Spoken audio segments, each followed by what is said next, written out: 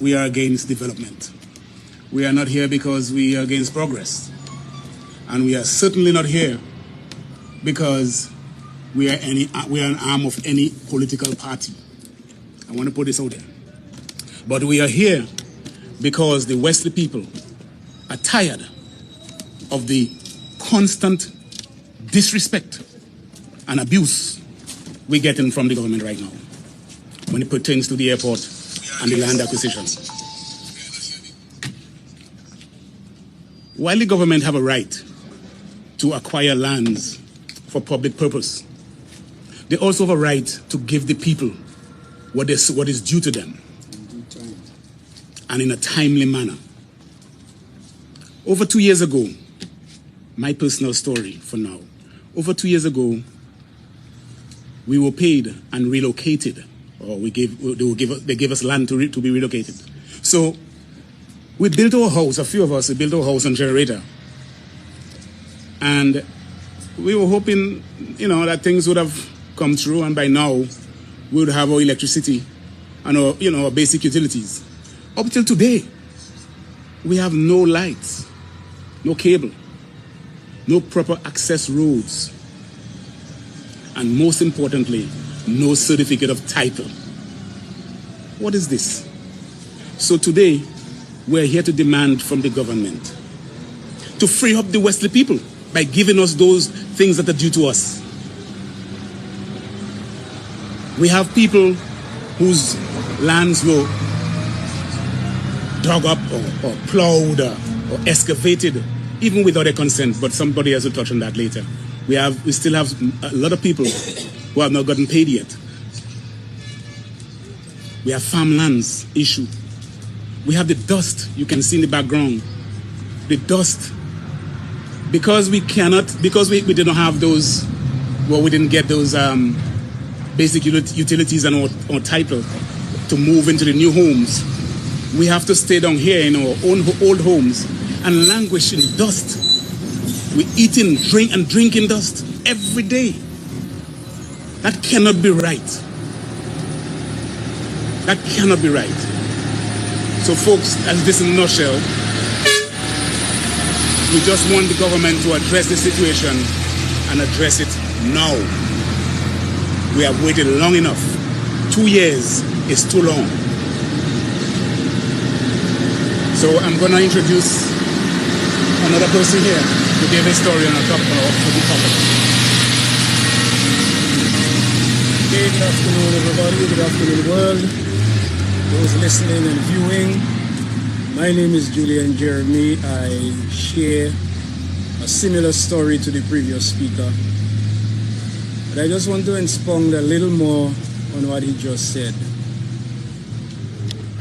2 years ago, when these negotiations began, quite a number of people thought, well, because I didn't have a house to lose, or I didn't have some lands for them to dig up and take, it wouldn't be my problem.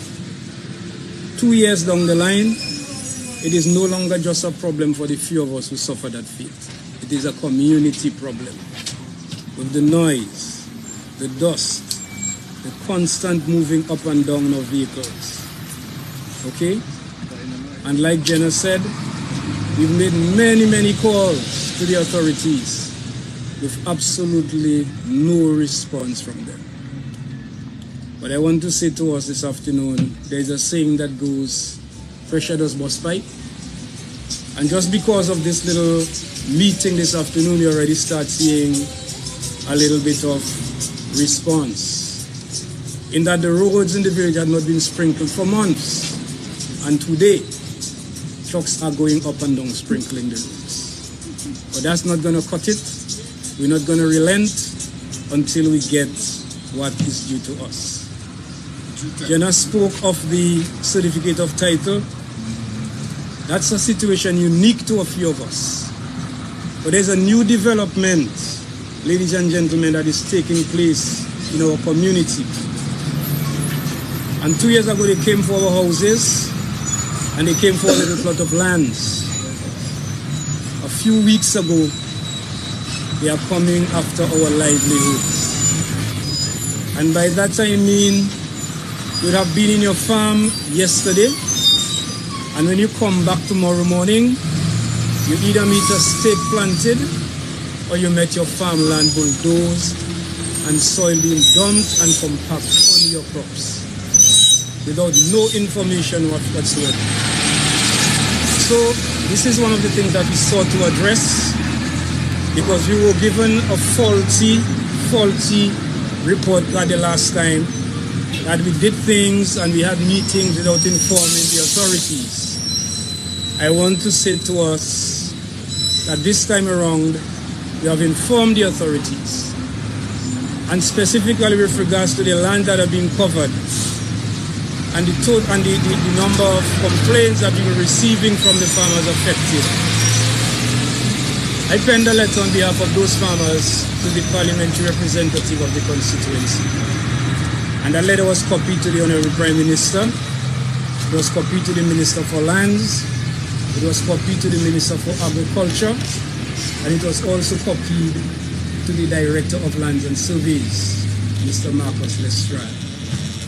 And I want to say to us this afternoon that as a result of those copies, we began receiving calls so as to try to dissuade us from having our meeting this afternoon.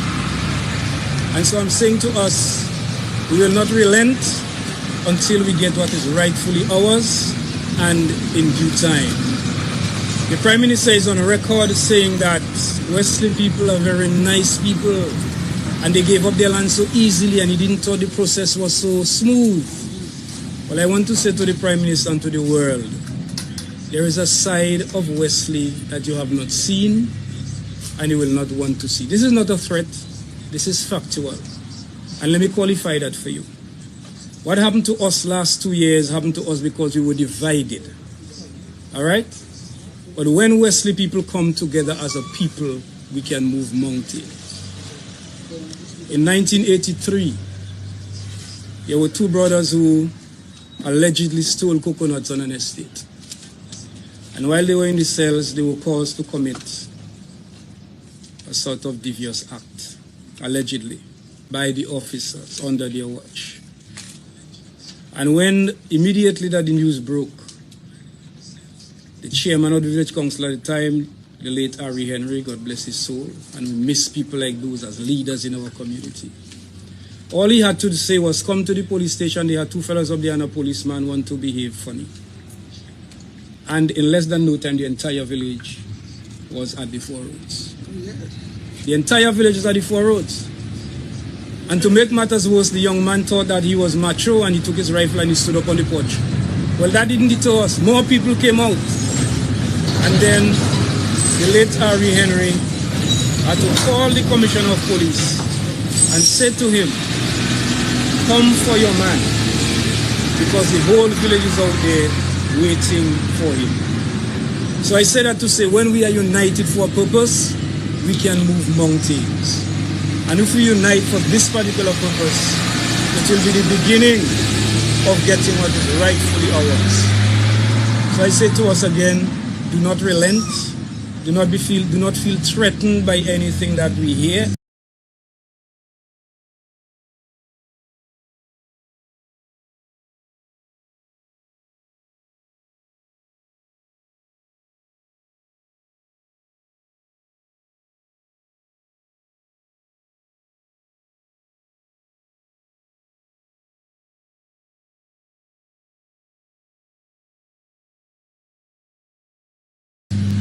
Because up to yesterday, they tried to say we were going to have a demonstration or a protest.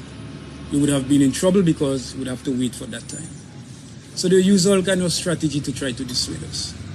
But I want to say to us that this group here is just a fraction of the people who are feeling what is going to happen to us if we do not take a stand.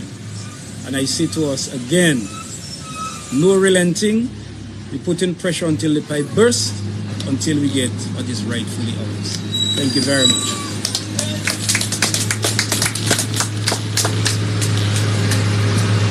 For the purpose of the viewers, state your name.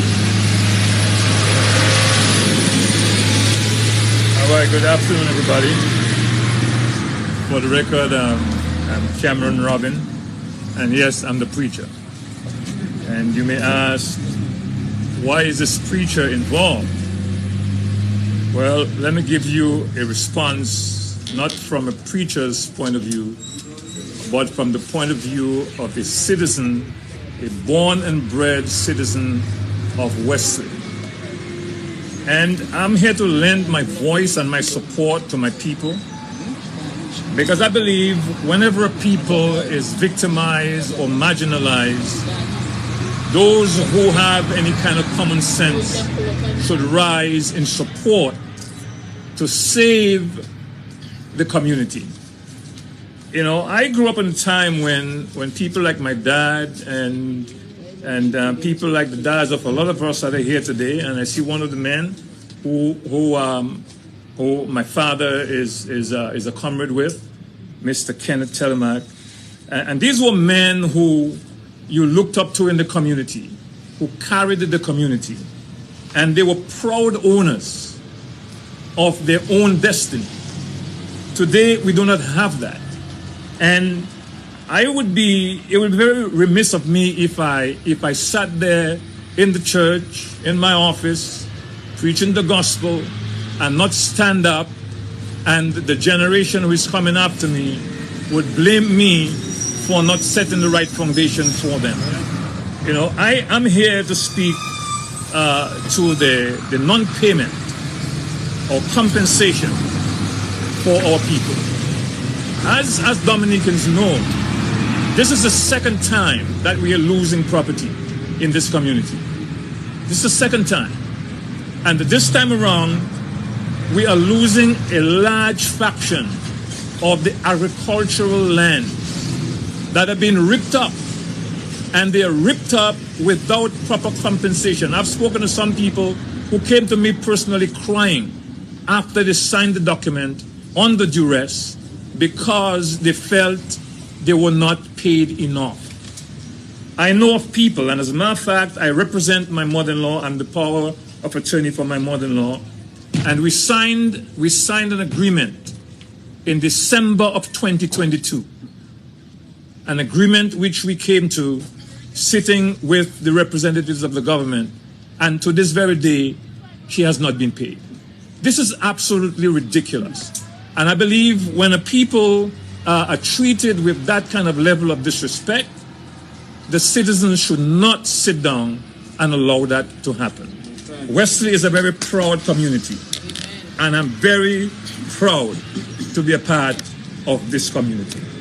You know, a large portion of our people have not been paid, and this is what I think is going on. When you take away the wealth of a people, because land is wealth, money is a very fleeting thing, because inflation will eat it up for you in a very short space of time. But when you have land, you have value.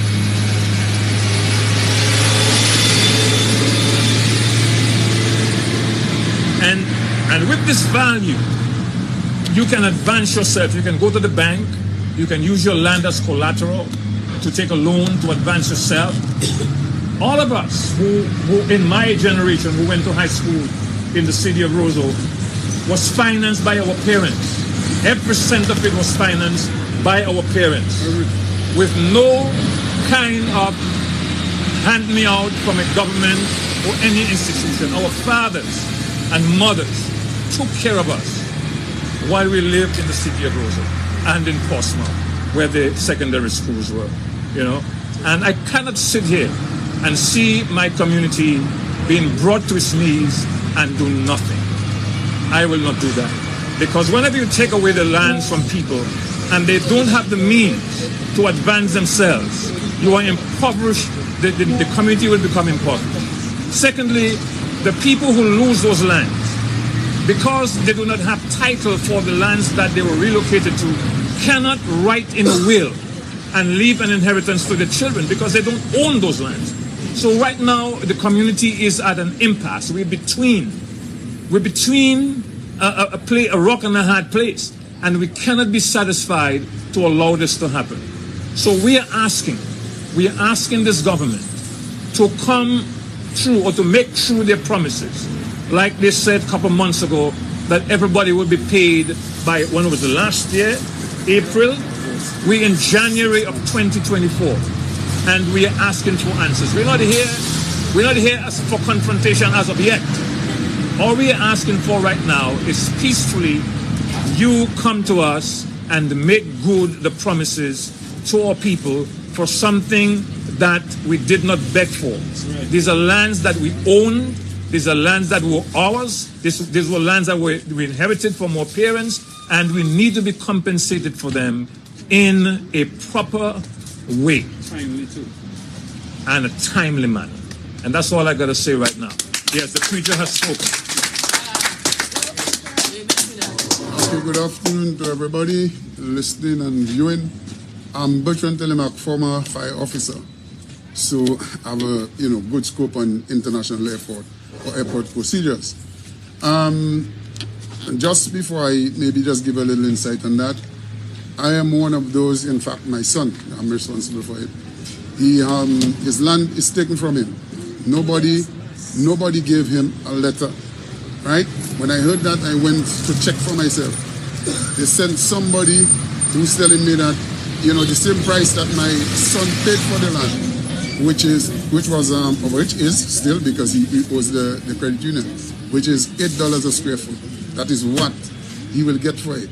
So I said to the guy, listen, you guys turning, good people bad, right? I told him so. So he said, well, Telemark, you're threatening me, man. I said, no. I said, one person can change a country, because I find that is just ridiculous, So the reality of the fact is, you cannot be paying the credit union for so long, $8 a square foot, and still they have to be giving you $8 a square foot. I mean, listen to that, guys. That's ridiculous. That's just a facade, right? And there are lots of other people with that same problem. Okay. Now, in the scene of the airport, you have school children, right, going to school, and it hurts me so bad, that I even have a grandchild going there, and the dust, the noise, and children are so attractive to equipments and everything else like that. Now you're going to have exams going to take place just now. And these are concerns. This is not nothing to do with parties and politics. This has to do with, the reality of a people and the development of people and the freedom to speak, truth and not, being diverted from any other cause. So this afternoon I would like people to understand those causes, because it is very, very serious. On the other hand, the last point I would like to make is, as a fire officer, I know, right, there are protocols to international airport, and ICO is the one that gives the okay to proceed to doing that. So before you do that, you have to have everything so that ICO can say, yes, it can work out. ICO is the International Civil Aviation Association. That's who they are. And things are happening, and the people on the ground, when I explain to them certain things, they say, oh, but I don't know that. You see, because everything is done, just in a hazardous way, and not in doing the protocols. So people, it's not about parties and politics, it's not anything about that, it's the reality. What is happening here, everybody wants development, but there's a protocol to it. So government have to show us the real protocol, things that deal with that. Okay? So thank you very much for this afternoon, and there are other people to go.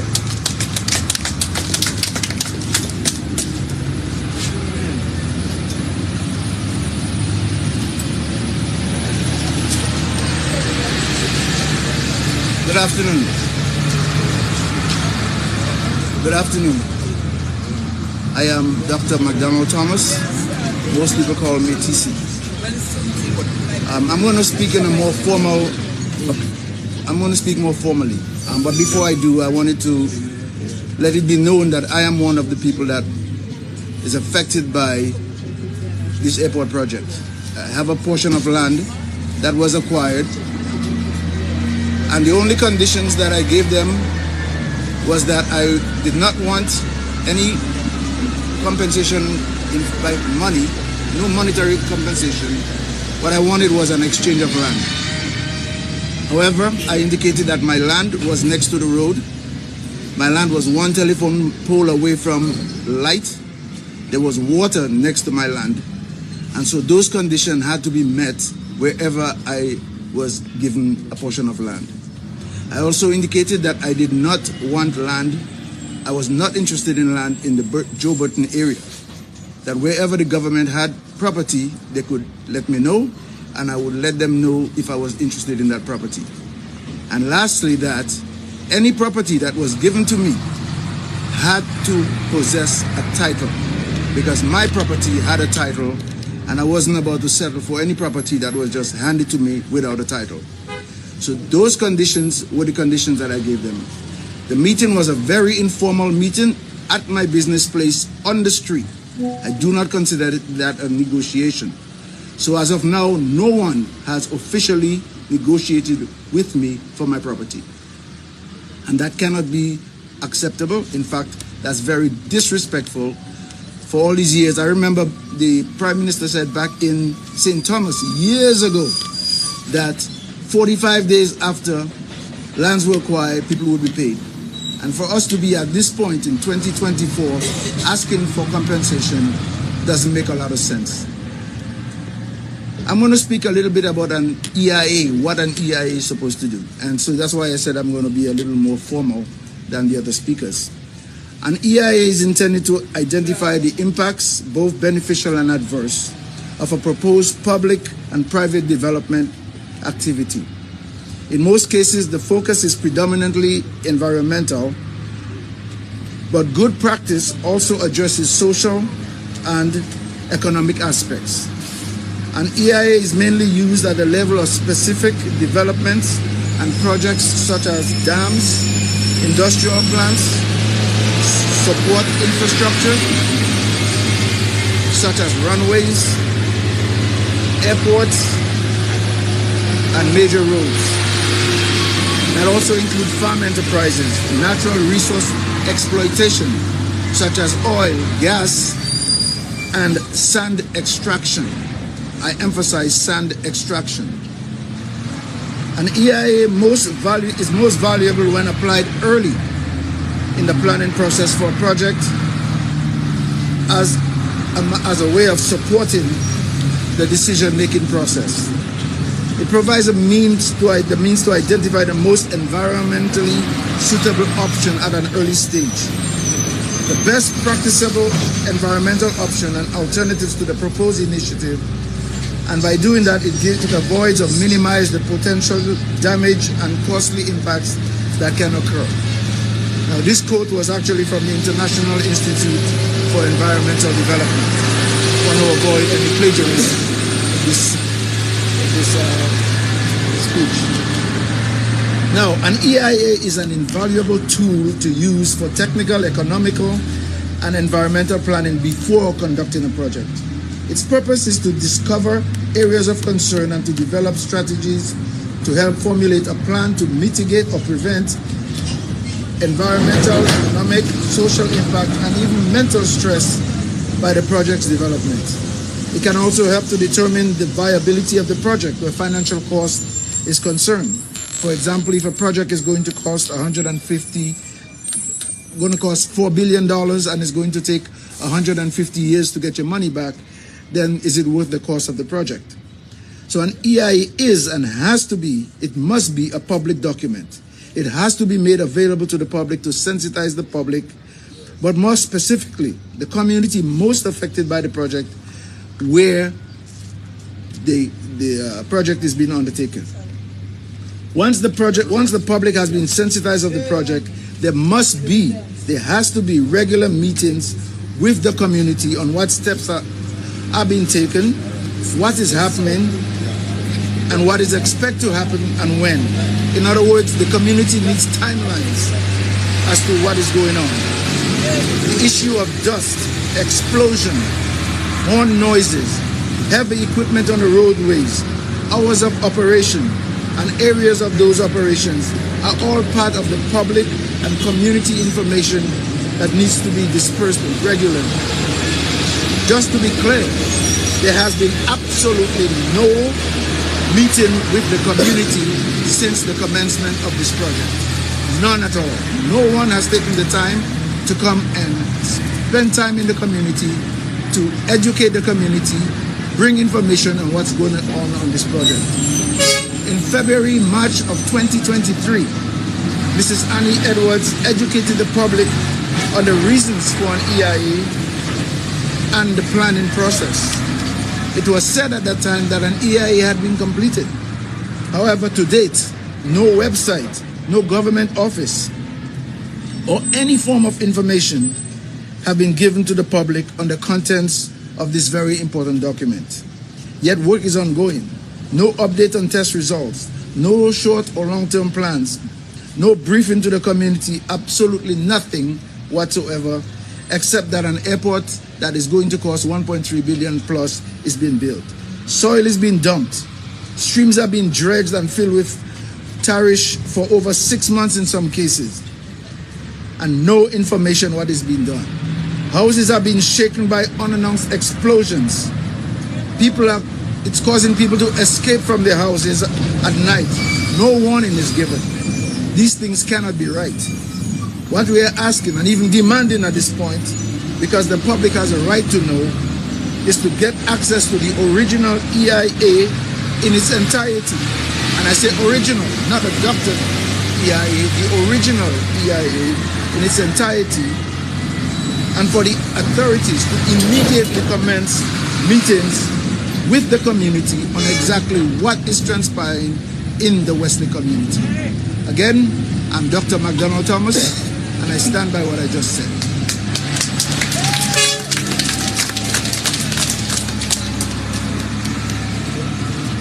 Good afternoon, my name is Jean Francois. I am one of the persons who are affected by this airport project. I'm glad that Emo is panning the camera so that persons can see the amount of people that are here. And every person here is affected by this international airport. My main duty this afternoon is to speak about persons whose land have been acquired, whose homes have been acquired, who signed documents and have not been paid. And there are persons who got paid and unable to have titles for their property. Okay, I have 4 properties in the line of the airport, 3 of which I'm supposed to be paid for. And up to now, it's over 3 years now since I've signed with the government, and nothing at all. I mean, right where we are just a stone throw away from where the Chinese having their concrete plant. And the Prime Minister stated that he gave them over $70 million in Parliament, over $70 million for them to do what they are doing. And I'm almost certain that the persons that are owed $70 million would certainly pay these persons for what they for their properties. And what makes it more even disheartening is the lands were already acquired for an international airport. So what is happening here? We did not call for it. We did not ask for it.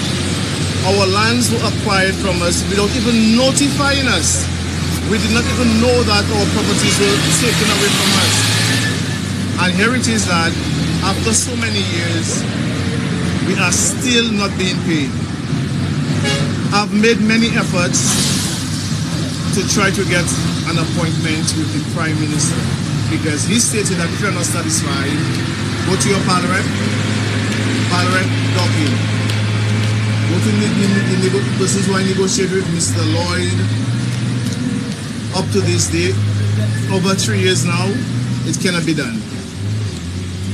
This still cannot be done. I met the Prime Minister on Heritage Day. He gave me his phone number for me to contact him the Tuesday. It's over 2 months now, and up to now, the Prime Minister cannot answer his phone. He's taking the people for granted like we are fools. You know, he promises a comfort to a fool, so he's taking the people of Wesley for fools. Okay? It is just a shame that after you vote in a government, for them to be treating you like that. This thing cannot be right. When you are the government for each and every person in Dominica. We've signed over 3 years now. There are persons here. I mean, they gave people some money to start, knowing definitely that these things cannot finish the home, just to tie the people, to keep the people quiet. This thing has to stop. This thing has to come to an end. People of Wesley need to get serious at this. This is nonsense that is happening. This is the future. This is what we are living for our children, brothers and sisters. It is time for us to understand that. And 10, 15, 20 years, 40 years from now, if we do not stand now, this is the garbage that we are leaving for our children. By right, our children are supposed to get things easier than we have. I worked hard to build my home. I did not, I got snow. I fell in snow, all sorts of stuff to build my home. And here it is that you've taken my home from me. We came to an agreement 3 years ago and you are not paying me. Nothing at all. This cannot be right. You have the people suffering. Okay, a lot of dust. I'm living actually just about a stone throw away from here. This will actually cut road on my land which they have not paid me for. And if I were to go and stand up in the road, I say, okay, I'm going to stop on my land, I will look like I'm an ignorant fool. That's right. Okay? This is what it will look like, I'm an ignorant fool. But you build your road on my land which you have not paid me for. And I get in dust at the front, dust at the back. Noise from 7 o'clock in the morning to sometimes 10 o'clock at night. These things cannot be right. And I didn't bring that on myself, and none of the persons here brought it on themselves. Okay? You guys need to pay us. We want to know when are we going to get paid. We need to get, we are actually living in a construction site.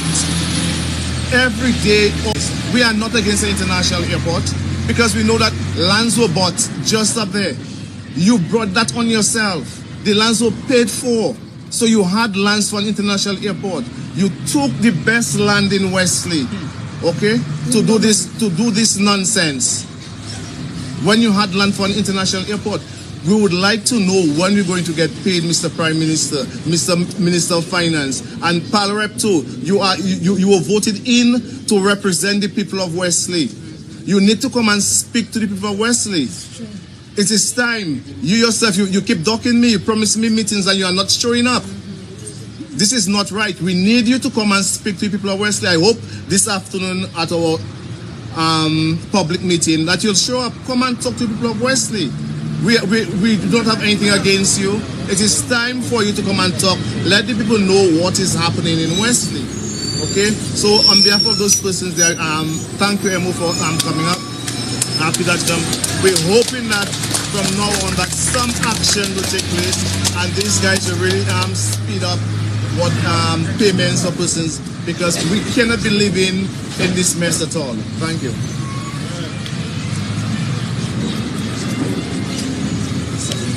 Before we continue, let me just stress the fact.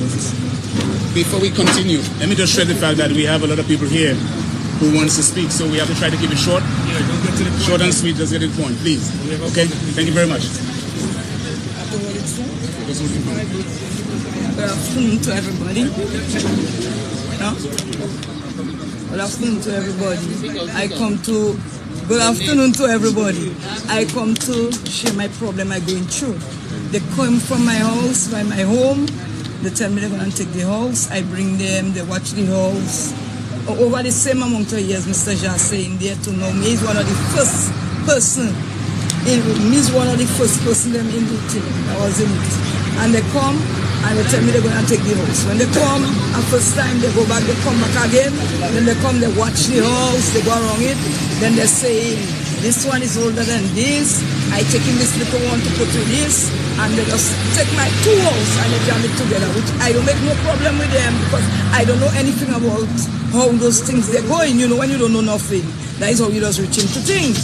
Anyhow, I agree with them, I make an agreement with them. They told me that if I want a house, I tell them yes, I will take a house. And then they'll give me the other money in another house.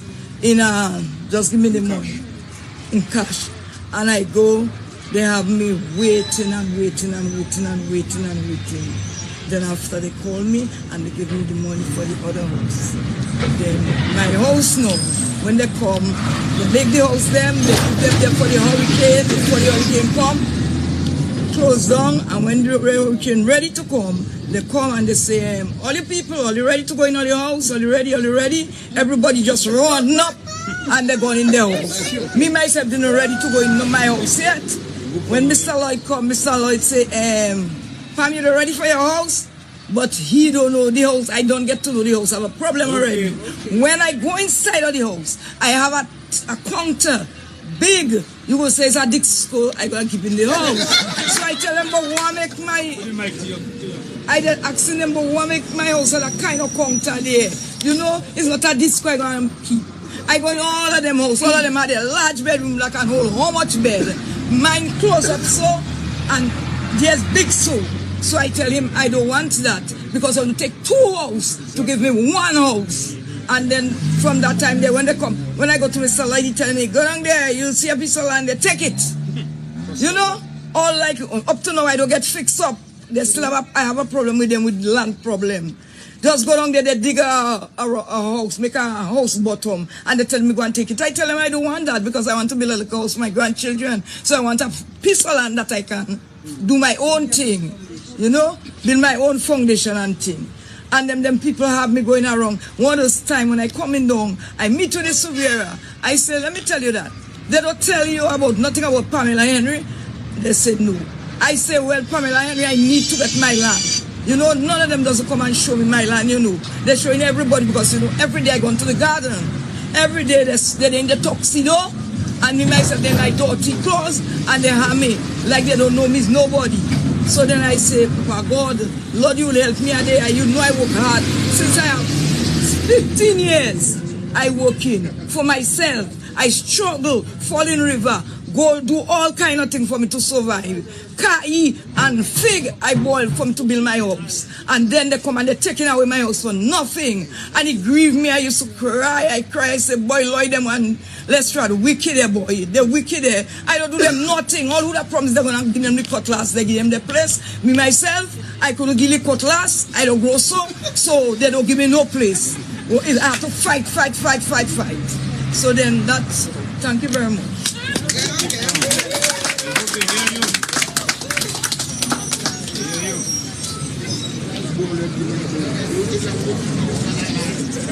Come on. Make it short. See what your problem is. Yes.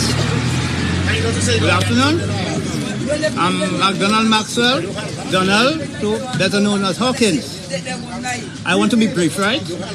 I have a lot of concerns, but I'll be brief. My main thing, because the past speakers then speak almost what I had to say. But we're not here for politics, but we're here for our rights. Oh boy. They take my brother land, they take a piece of land from my brother. I was farming up. They assess my crop. They asked me to come and do all the different signing up, which I did. And they called me at the office and told me my money approved. Donald, your money is approved. So I asked her, when can I come and collect my money? She said, well, they haven't got money now, but they will tell me. And it's over 2 years now. No. Up to now I can't get my money. Let me make a final one, and it's for the general people. They form a committee in the time of the airport. But where's the committee now? Somebody have to answer that. Is it? And what was the cause, the purpose of the committee? Finally, we have a representative. It's my cousin, but he's fooling around. I want him to hear me because I go to him too many times to solve my problem, and it's he I need because he said when we have problem, come to him. And Mr. Grant, my cousin, you know you hearing me. Please, I want my money before I die. Good.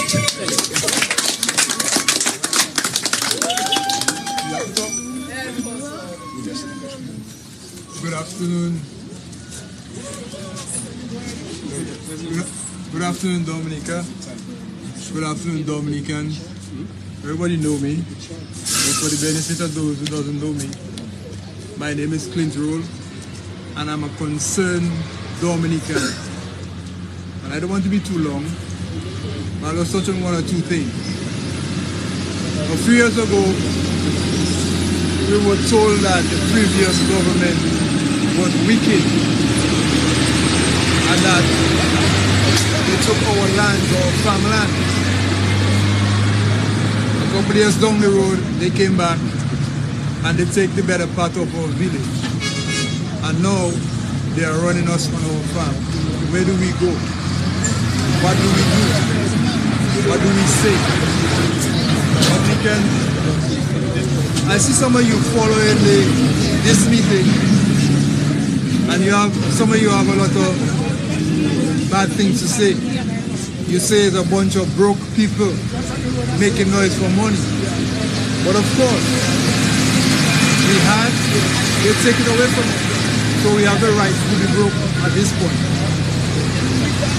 We're also looking at our children. What are we leaving for our children down the road? I'll continue to say that. This is not about no politics, red and blue, at this point. We have children.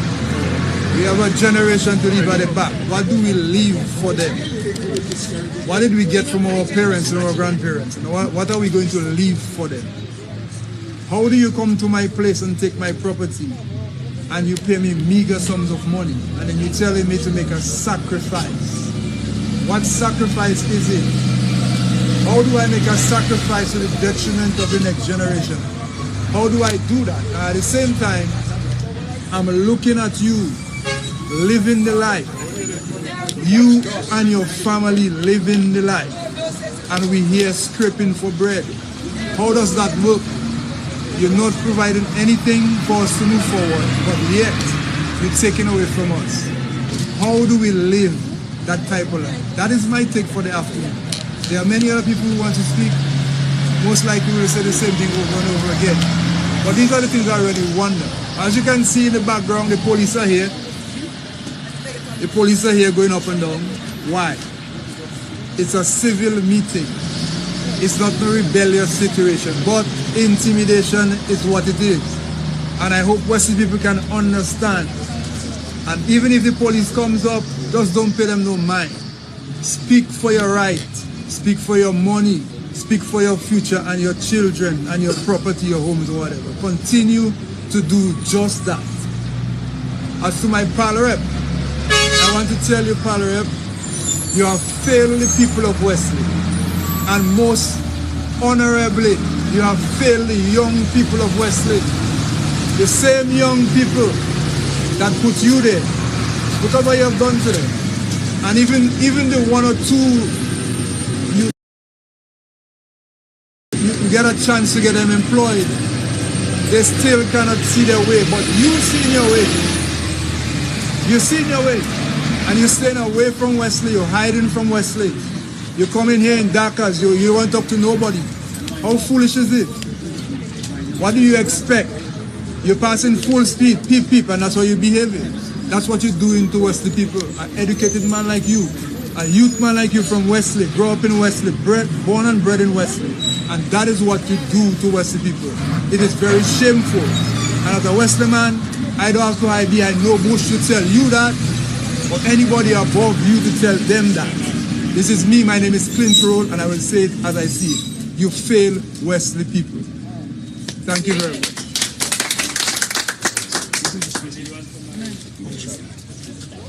Let's be short and to the point. There are a lot of people wanting to express. So, hello, I'm Sharon David, and this is our home. This was our home.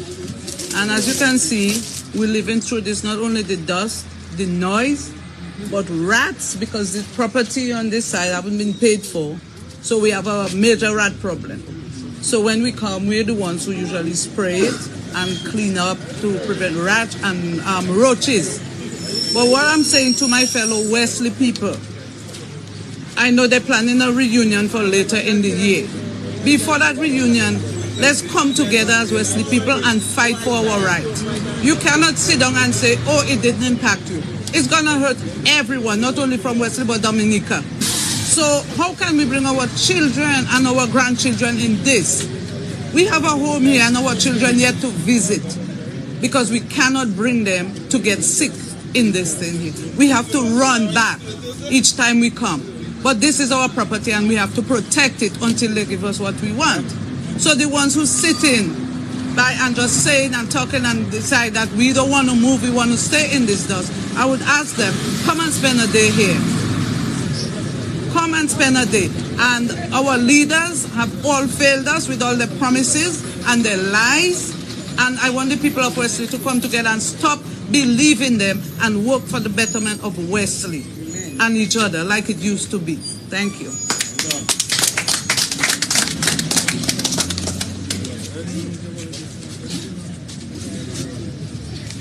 Hi, Emo. Bye.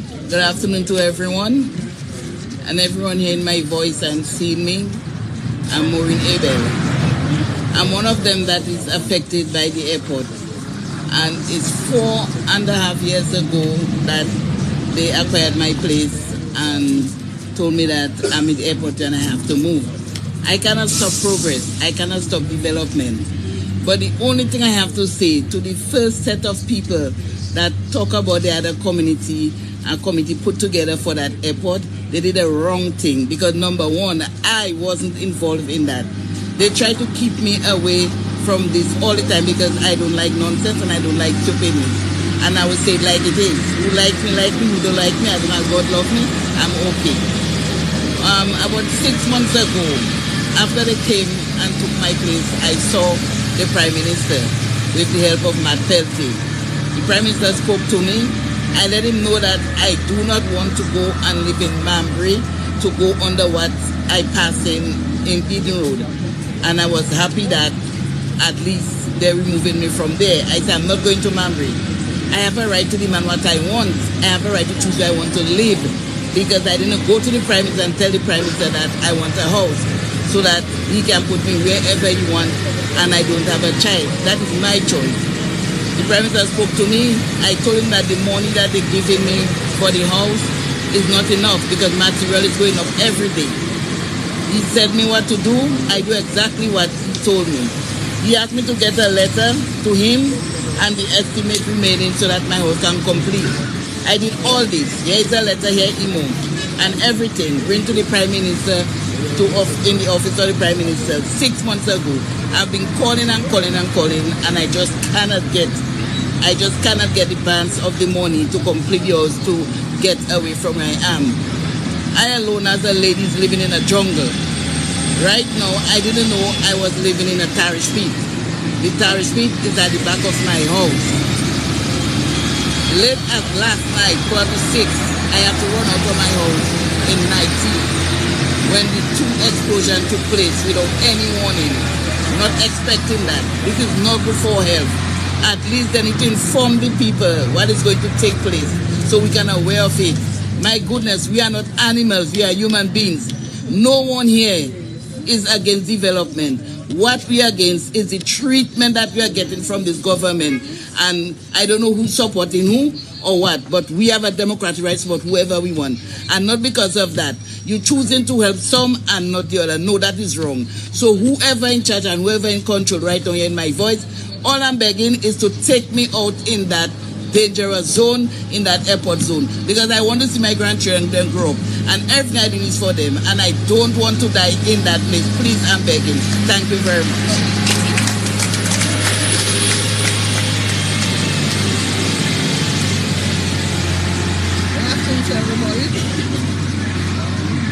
I'm here to represent my husband, Roosevelt Williams.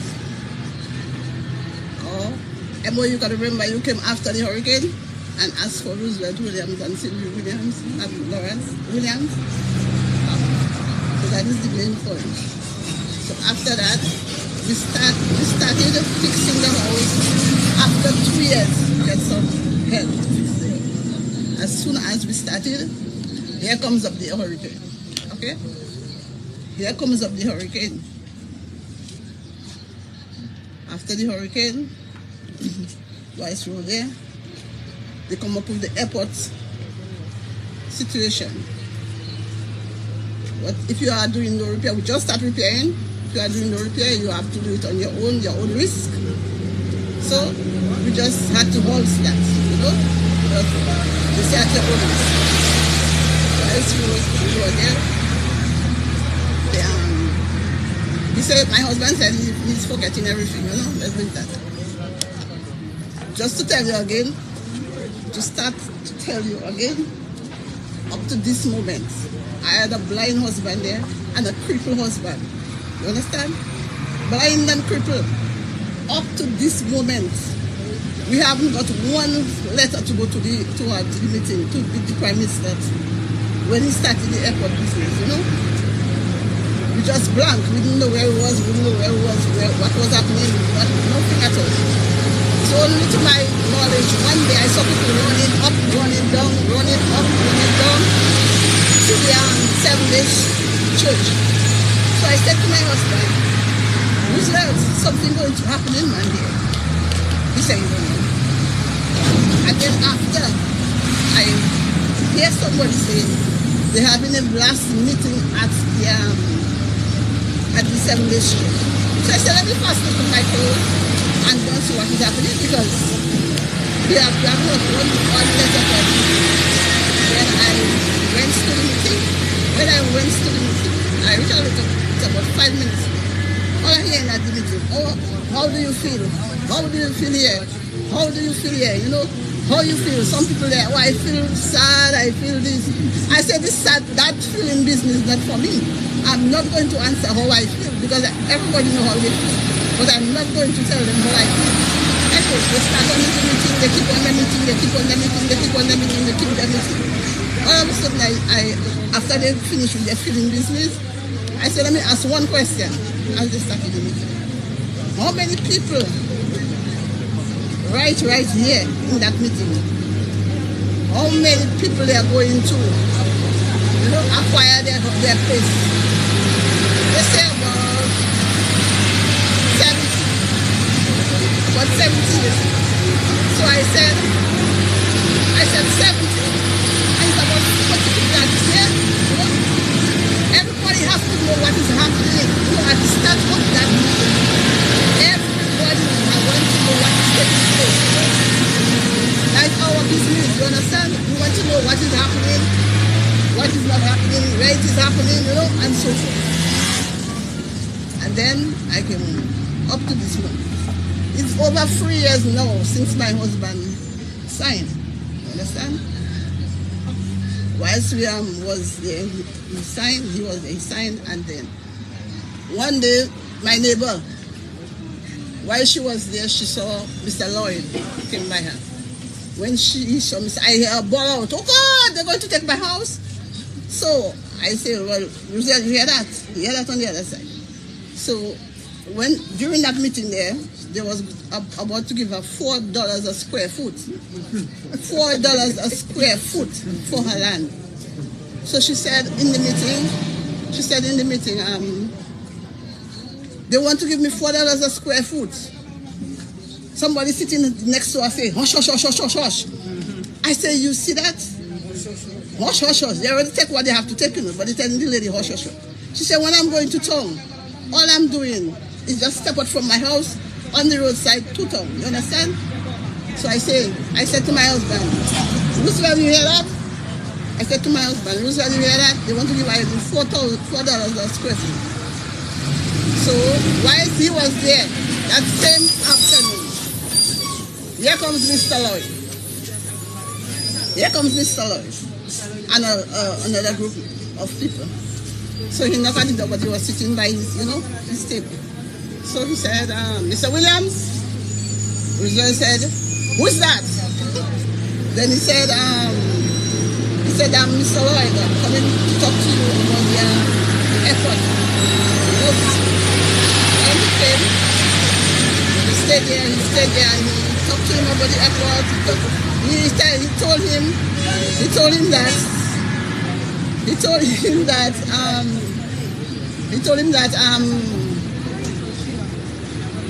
him that I am here, so you can talk. You know, keep on talking. Anyway, question he asked him, Mr. Williams, how much would you like for your property? Roosevelt said, I would like $11 a square foot for my property. Mr. Lloyd was sitting down. Mr. Lloyd was standing up. And then, all of a sudden, he fell and broke down the old door we had there. He was wicked, you know. So, and then he said, Wesley people like money. You understand? So all I said to him, Roosevelt girl, when he comes back, let him sit down in your wheelchair and stand up and then ask him how much he would like for his property, for this property. You know? So, all I'm telling them now, I met Mr. Lloyd one time and he said, Roosevelt died? So I said, yes, Roosevelt died. You know Roosevelt died long. So he said, we will talk. I said, we will talk. I said, no. All you have to do now is just give me my money, pay me, you know, because all the others had gone up already and whatnot, you know. So this is all, and I don't know what is happening. Calling them, no answer. Okay.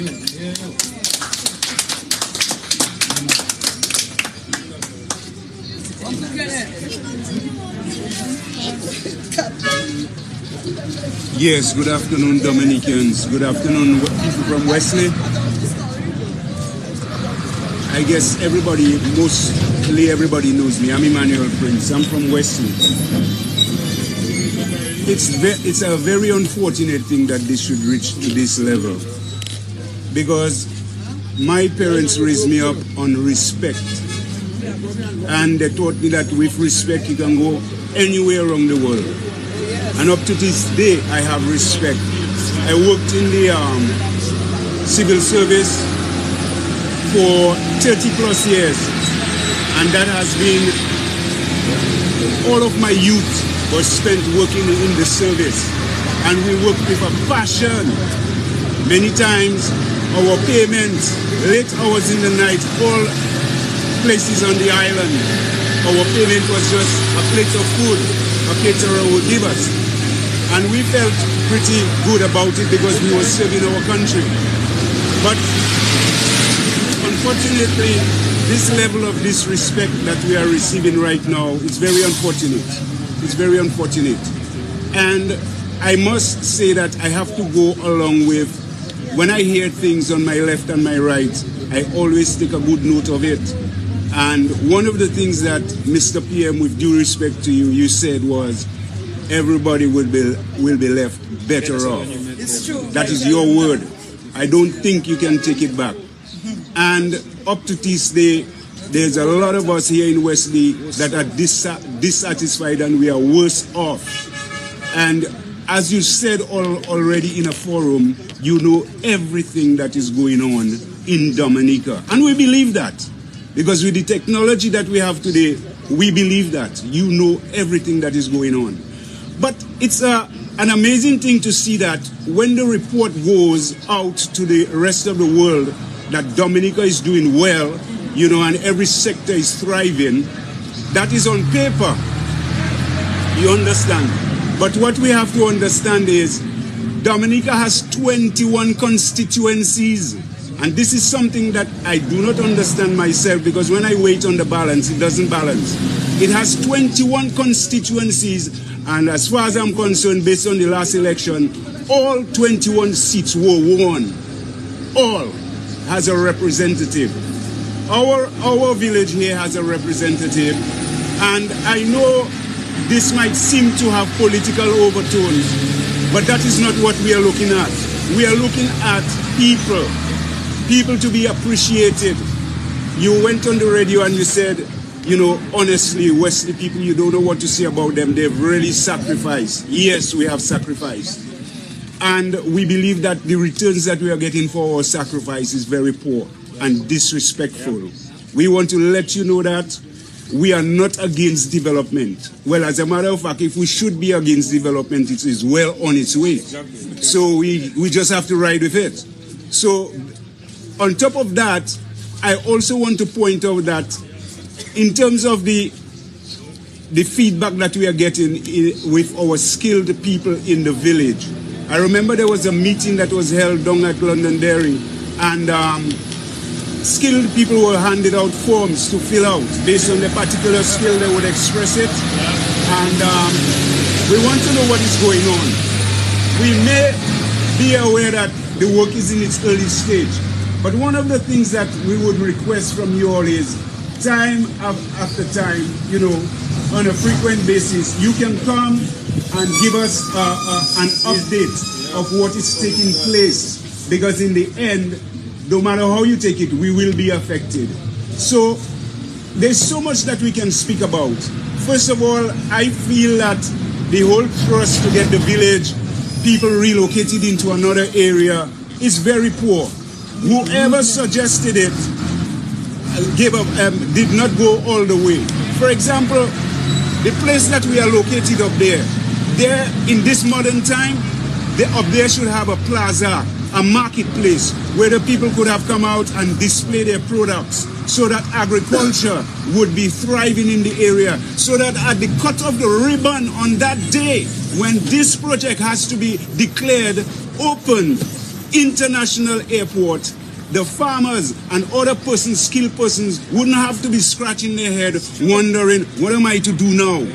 We're supposed to be well on our way, so that when that ribbon is cut, we are flowing. Okay? So we have lapsed in that area. There's nobody. I remember that meeting that Mrs. Roosevelt spoke about. That meeting, they had 2 psychiatrists there. These 2 people were supposed to be assigned to the community to pass around and ask people, you know, how are things, how are you coping, and to listen to their complaints, take a record of it, and bring it back to Central so that we could deal with it. But that has not taken place. As a matter of fact, in that particular meeting, when the Wesley people who were present, they started voicing their opinion. I don't know if the 2 people got afraid, so they never came back up to this day. So we are saying there's a lot of lapses. If we're talking about a fruitful future, the people of Wesley, who is immediately in the vicinity, has to be on top of things. So we are asking that your duty, you know, our file rep should be in touch with us time and time again. Okay, so there are more speakers. I say thank you very much for listening.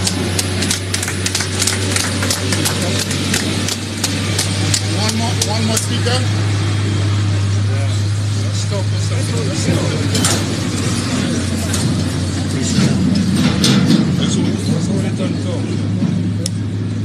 Good afternoon, each and everyone. Those who know me, to those I don't know, I did not know, but something will cause me to know them, and they also know. I cannot say much. My brain is not functioning as before when I was that old veteran consul. I could remember and decided to serve my people well and faithfully as much as I could. This is to those who don't know me well. I am the Kenneth Telemark who served the Wesley Village Council for 49 years. And I did that well and faithfully done in my life. And up to today, my greatest concern, I am feeling it in my heart, is what is happening to Wesley. To you who don't know, because many of you here don't know that history, but I think it's quoted here. When 3 boys brought a complaint to Mr. Elford Henry, we call him Ari, and when he called me and telling me, he told me, Ken, come, I want to see you immediately. He was in Warsaw. I am coming up. Where are you? I said, Henry, I'm at my room. All right, something happened, we must handle it now.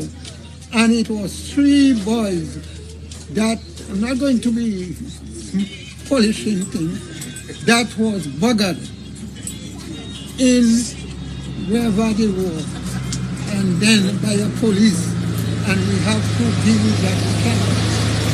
Mr. Oliver Phillips was the commissioner of police. he called him.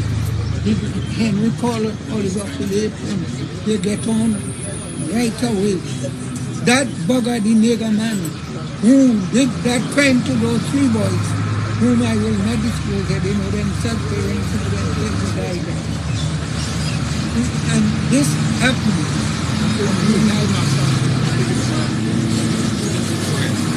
We had to take, so I am just saying, who were West was praying on the United. We were walking, everybody was walking, one for each and each for all.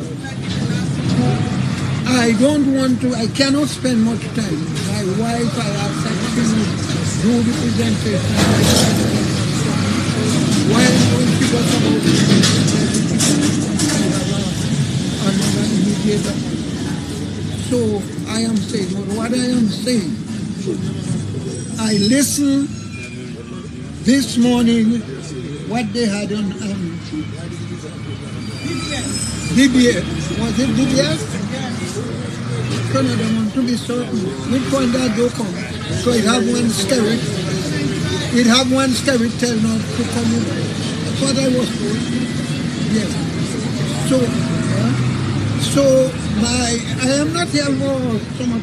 I know when I listened this morning, I said, thank God, the snake head will cut out this week. The snake head will cut out cut out this week. And we Wesley people, under any condition, those who pray for this one, that one, all will be well. All will be well by the end. Very soon from now, with God's grace, all will be well. All will be well. All will be well. I have one question. One question I want to ask. Good afternoon. My name is Levin. I want to ask Prime Minister Skerrit one big question. Tell us the truth. What is the deal here with China? And if he sell Wesley for Chinese? Because they said the airport is going in the road, they took it from in the road, but Chinese, they all up the road measuring, all I'm forward all about measuring, all down bottom Wesley. So we want to know if he sell Wesley for Chinese. Tell us, Mr. Skerrit, the truth. Yes, we want to know. We want to know. Tell us. Next person. All right, I have a few questions. Okay. Yes.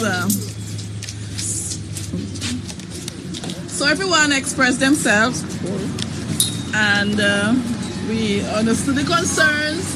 What's next? Okay. What's the plan of action? What's going to happen next? Well, we want to give the government till the end of the month to respond in an attempt to address. End of the month. That's what we decided.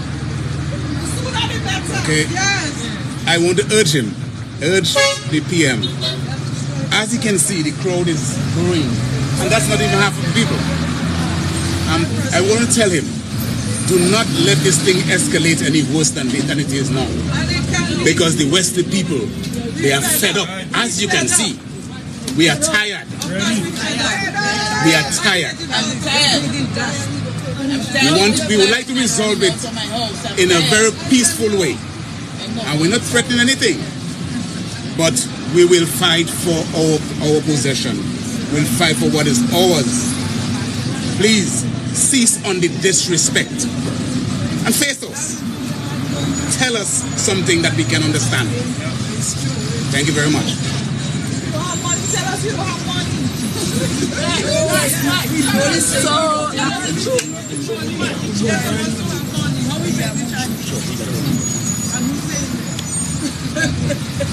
Okay, everybody know I'm the FBI. I just want to tell Mr. Skerrit, the people of Wesley need their money, and FBI need his money. But Mr. FBI, you have not gotten compensated. Up till now, I met with Mr. Skerrit about a year ago. I spoke with him. He said we will start working on it tomorrow. Up till now, I haven't heard from him. Yeah. So tell him. At least he hear him. Mr. Skerrit, Wesley people need their money.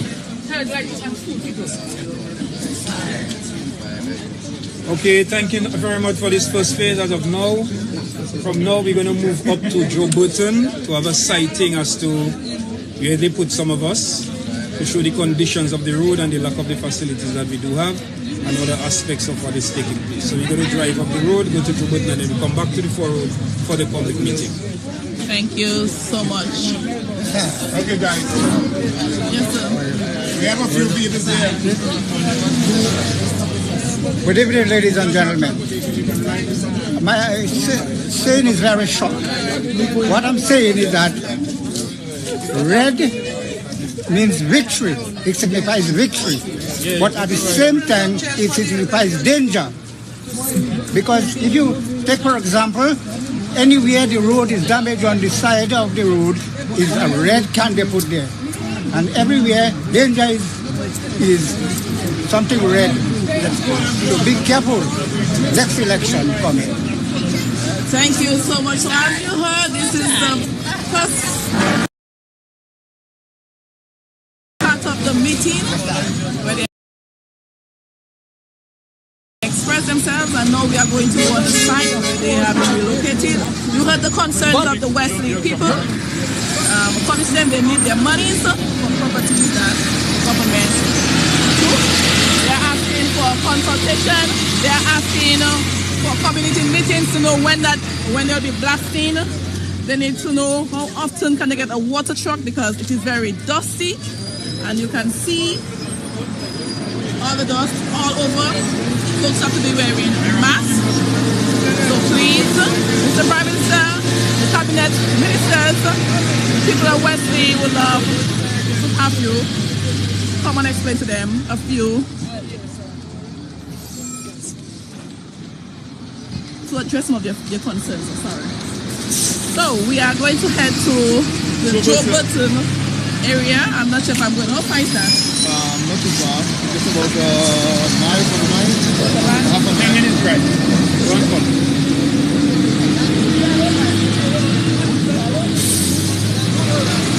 So we will end this broadcast here, and then we will resume shortly at the site. On behalf of Emonews, thank you all for viewing, and see you all pretty soon.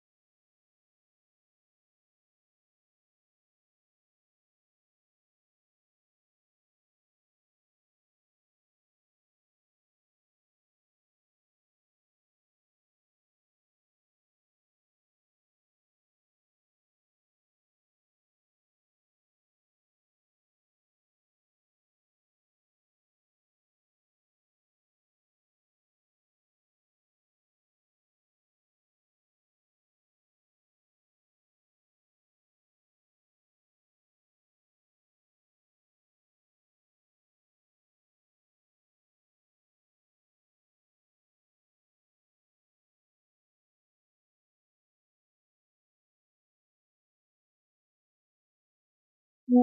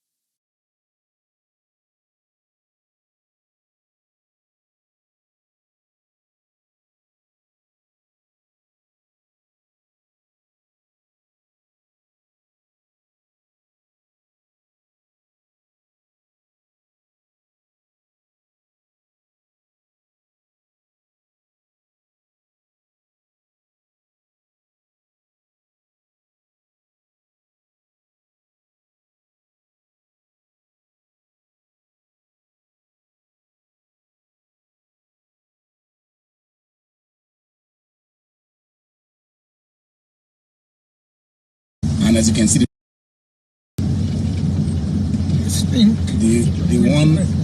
one on the right was recently built, unfinished. As a matter of fact, we're waiting more money. They will promise more money to finish it, but that money is not coming. They haven't reached yet. This one here, this is my home. It's a beautiful home you built. Yeah.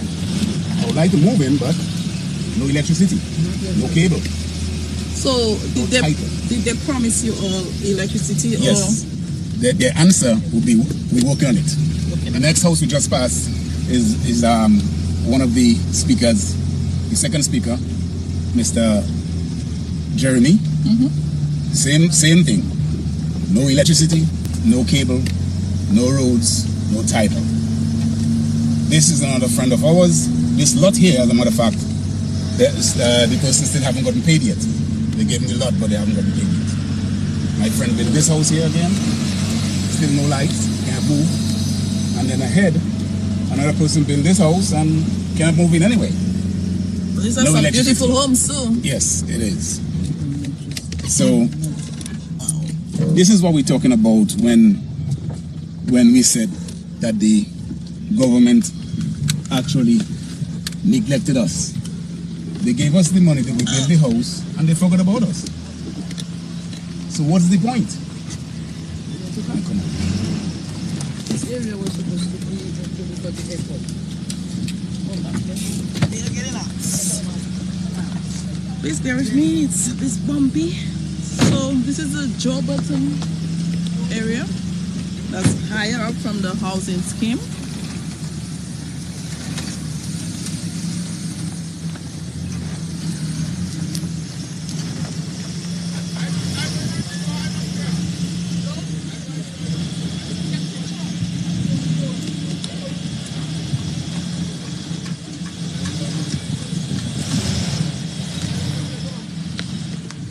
So Mr. Jeremy? Yes, ma'am. So we are here? We are at Joe Button. Joe Button. What do you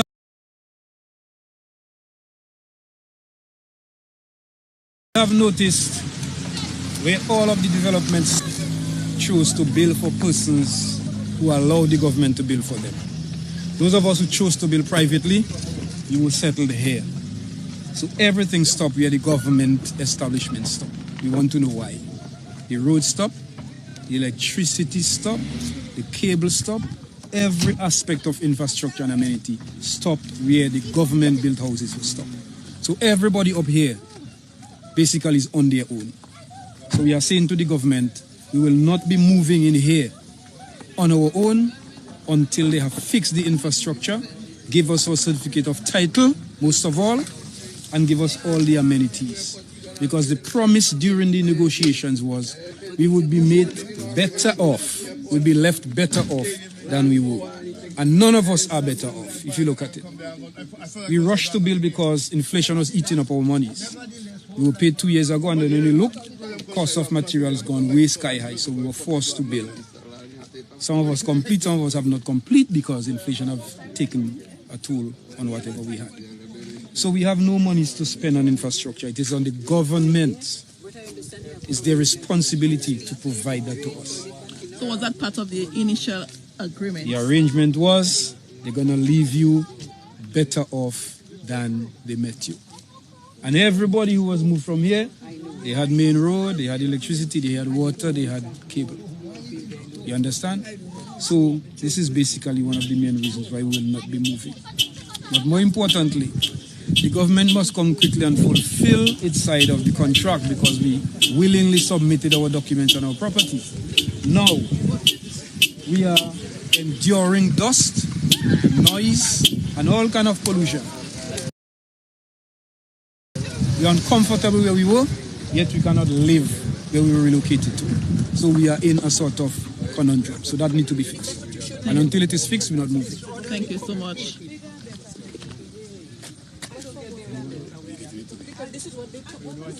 Yeah, so someone might say that you all got paid, you all had enough money, maybe you should put your electricity, your water. What would you like to say about that? This is a government acquisition.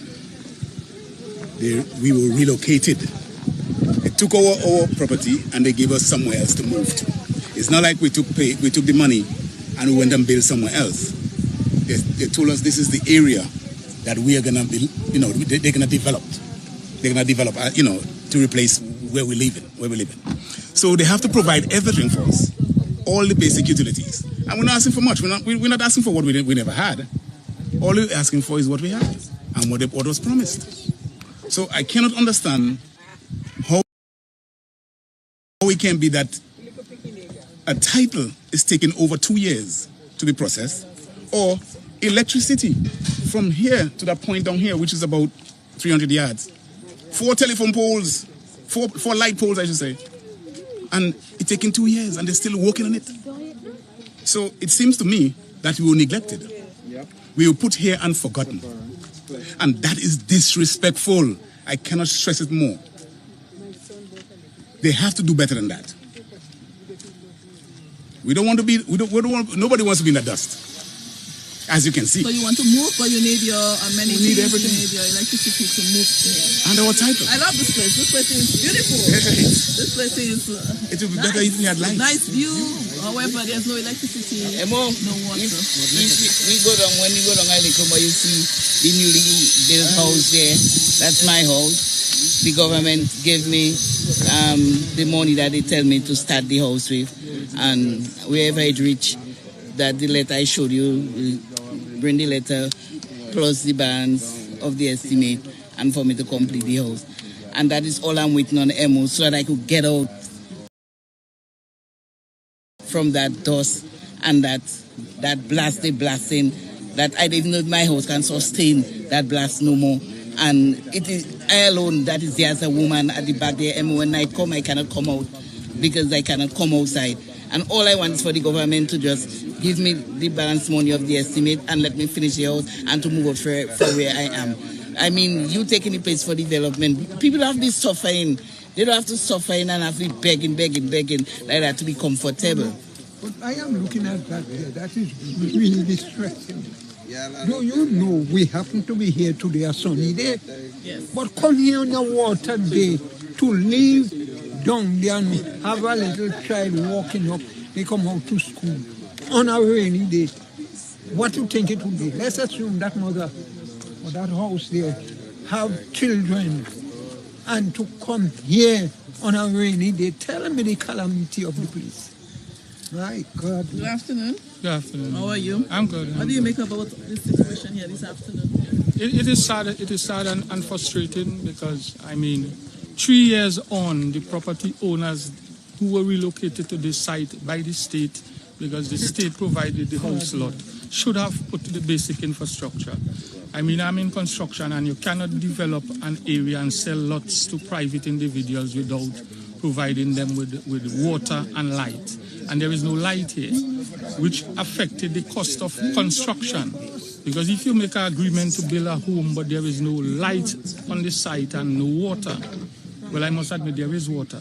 But if you don't have light, you have to get a generator and be buying fuel that is very expensive. So the cost of production, of construction is very high.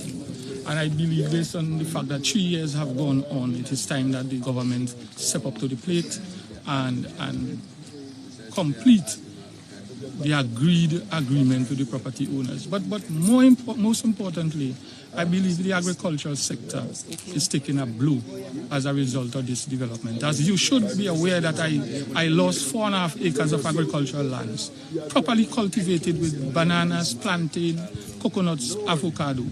The government gave me some relocation money. It cannot be compensation based on the rate they paid me. However, I've been asking them for lands so that I could relocate to more than 3 years on. I am aware that a member of the Labour Party Association in Wesley, his lands was taken in October of last year, and in November he was given lands. It appears that persons they perceive that do not support the government have to languish waiting on lands. I love agriculture. I want the production to increase or at least maintain a certain standard. Right now, having acquired more than 500 acres of land for the airport, the government is now taking Joe Button more lands, more agricultural lands, and dumping dirt on it. That is definitely going to affect production and affect the income of farmers. So I want to call on the administration to move with dispatch to ensure that farmers who were affected by the construction of the airport presently is relocated so that they can boost production badly needed in the country now. Thank you. Thank you so much. My lady, you were saying something earlier. You have an opportunity to do so now. Well, my name is Don Prince. Yes. I have an acre, 3 acre, point something here and across to Gido area. And they tell me they took my land. They tell me later first. I go to them in Roseville, they say they don't take my land. I said, my son, to check them again, they don't take my land. Right now, my land have points on it right now. Point on it right now. I can't understand that. What do you mean points? That means they put a flag to grade there. So have they consulted before? No. They acquired the land. When you go there today... What's going to be alone? That's okay. What's your mouth? All right. That's okay. So they go, they had a point on there to grade the land. And up to yet, no, nobody can tell me nothing but that. What would you like to say to them? I will send no land. And I want my money. All right. I just want to make a point about what's going on here.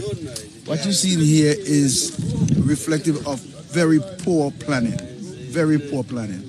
If you are planning a project such as an airport and you know you have to relocate people, one of the first things that you do is set up an infrastructure where you can relocate people to, with roads, water, electricity, all the essentials that people are going to need to relocate. You don't just take them in the bushes and then expect them to survive with the Manicus and Agouti up here.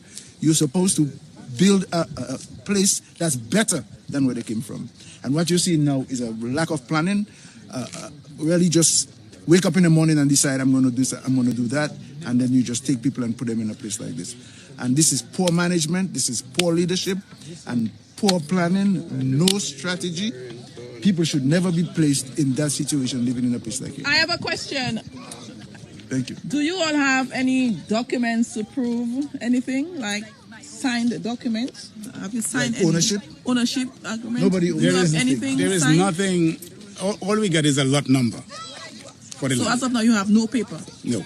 All we have is a lot number that was assigned to each person. Okay, but nothing where you sign an agreement, a document? Well, the agreement, the only agreement that was signed was to say that you said, you agreed on a certain price for your house or for the property you had before.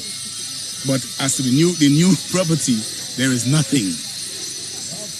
Yeah, and a point to note, Emo, is the fact that the properties here, because they are not owned, there can be no insurance.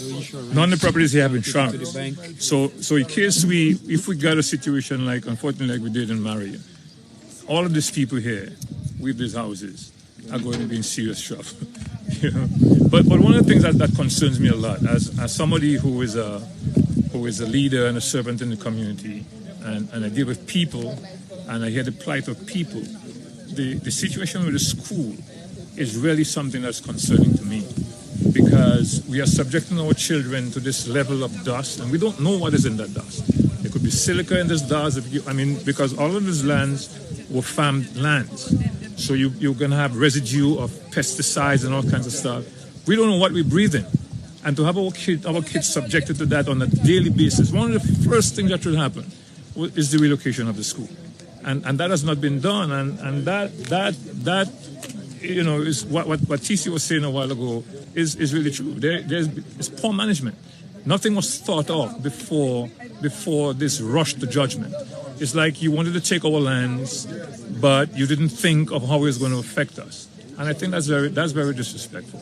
So what we're asking is for them to come and sit down. As of yet, there has not been a public meeting in the community to tell the people what is really happening. The only information that came out to Wesley is when a group of us in the community decided to put a group together and to get a couple people who were versed in the different areas to have a meeting and to bring the people up to speed with what's going on and how they were going to be affected. And everything we said was going to happen is exactly what's happening right now. Yeah. So. Emma, you see this? I want the world to see and to thank our Wesley past and present. And you see this? And Wesley may come out. And we come out of Wesley and we have to fight for Wesley. Look, one of the other things we're facing, normally persons use their homes for collaterals for their children.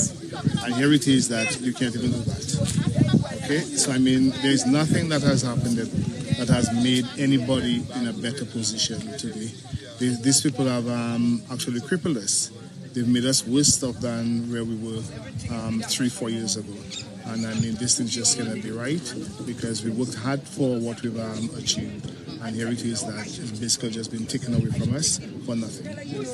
Mr. Seclint rule. Yeah, there's a lot happening in Wesley, or around Wesley.